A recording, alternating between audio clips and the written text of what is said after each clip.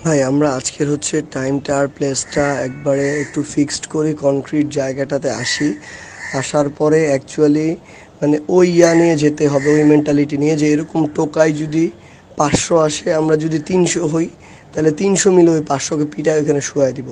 গতকালকে যা রাগ যা ক্ষোভ ওইখানে ছাড়তে হবে। আমি একদম ক্লিয়ারলি বলি ভাই, মাথায় একটা জিনিস খালি রাখতে হবে যে আমার বোনগুলারে কিভাবে ওরা মানে হেনস্থা করছে, কিভাবে রক্ত ঝরাইছে, ভাইগুলারে কিভাবে আহত করছে, এগুলা মাথায় রেখে সবগুলা একসাথে থাকতে হবে, একদম ওই মেন্টালিটি রেখে।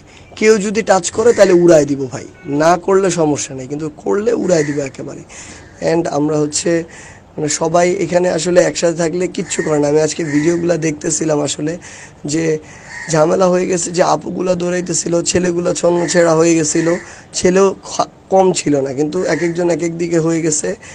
কেউ 71 হলের দিকে, কেউ সূর্য সেনের দিকে, কেউ চলে গেছে হচ্ছে জসিমউদ্দিন হলের দিকে, কেউ মল চত্বরে মানে বিভিন্ন জায়গায় ছন্নছেড়া হয়ে গেছিলো।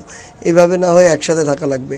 ছন্নছেড়া হয়ে গেছিলো দেখে ওরা 30-40 জনের একটা গ্রুপ এসে ইট পাটকেল নিয়ে ছুঁড়ে এভাবে মেরে চলে গেছে আর কি। সো ওই জিনিসটা জাস্ট মাথায় রেখে একটা নির্দিষ্ট টাইমে আশেপাশে যারা যারা আছে ভাই বন্ধু টন্ধু যারা, সবাই হলে চলে আসুক। হলই সবচেয়ে সেফ আসলে, হলের ভিতরে কিছু হবে না। 21 হল থেকে যেটা হয়েছে যে 21 হলে কিন্তু কোনো এইসব ক্যান্ডিডেট ফ্যান্ডিডেট কাউকে ঢুকতে দেওয়া হয় না, শুধুমাত্র সব স্টুডেন্ট আছে এবং আমরা সবাই একসাথে থাকবো।